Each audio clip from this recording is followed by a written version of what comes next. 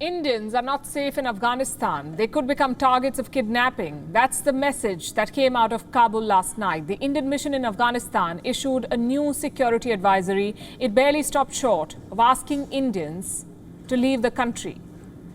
The situation is indeed serious. We've been tracking and reporting it for weeks now. The Taliban is on the offensive, districts are falling like dominoes, and the Afghan security forces are scrambling to keep control.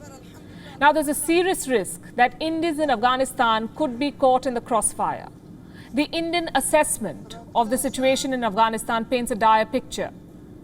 In its security advisory, the Indian embassy in Kabul said the situation remains dangerous in several provinces of Afghanistan, and that Indians face a serious threat of kidnapping as terror groups have escalated violent activities. And no points for guessing here, India is talking about the Taliban. The advisory mentions that Afghan forces, government institutions and even civilians have been targeted, and that Indian citizens should avoid all non-essential movement.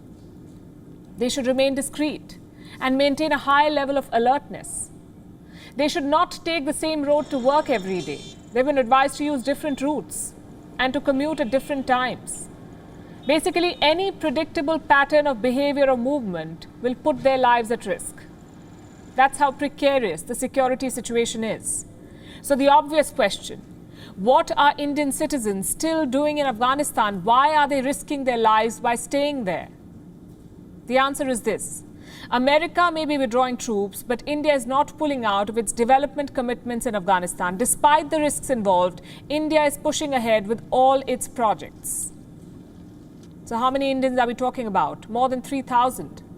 More than 3,000 Indian citizens are deployed in Afghanistan as we speak. Some of them are diplomats and aid workers, but most of them are engineers and staff. And they're all working on different kinds of development projects, hundreds of them. India is the largest regional donor in Afghanistan. It has pledged more than $3 billion to the war-hit country. Most of this money is going towards development projects. As of November last year, India was funding more than 400 projects. They're spread out across all 34 provinces of Afghanistan. And this is a matter of pride for India. While some forces like Pakistan are busy fueling conflict by backing terrorists, India is working for Afghanistan's growth and development. At the same time, keeping Indian citizens in Afghanistan safe is proving to be a big challenge. The Taliban is gaining power and turf, and their record vis-a-vis India has been poor, to say the least. Who can forget what happened in Kandahar? The Taliban hijacked Indian Airlines Flight 814 to get 3 terrorists released. This was 22 years ago. Now the same Taliban is set to call the shots again.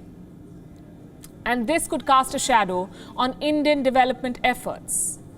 Since the 1st of May, when the American forces began leaving Afghanistan, the Taliban has been on the offensive. As of Tuesday, they control more than 157 districts. That's more than 30% of Afghanistan under Taliban control.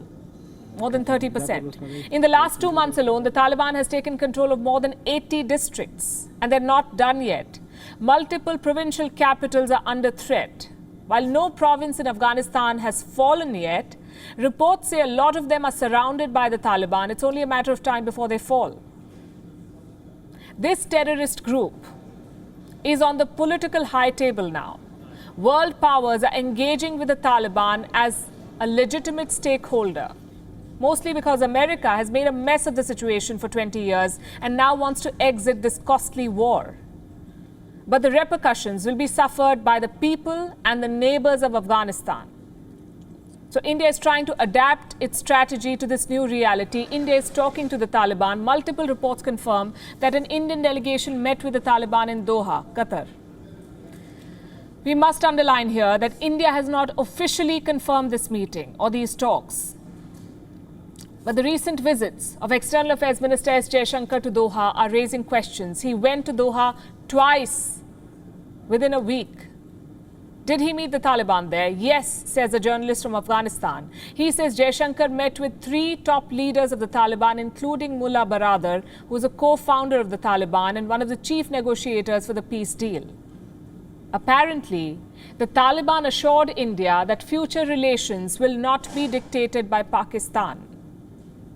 and New Delhi was quick to deny this claim. The Ministry of External Affairs has reportedly called it, quote-unquote, false, baseless and mischievous. Now, we cannot confirm what happened in Doha, but we can clearly see that India is not spoiled for choice here. Engaging with the Taliban has become an imperative, not just for the security of Indians and Indian interests in Afghanistan, but also to protect Kashmir. WION is now available in your country. Download the app now and get all the news on the move.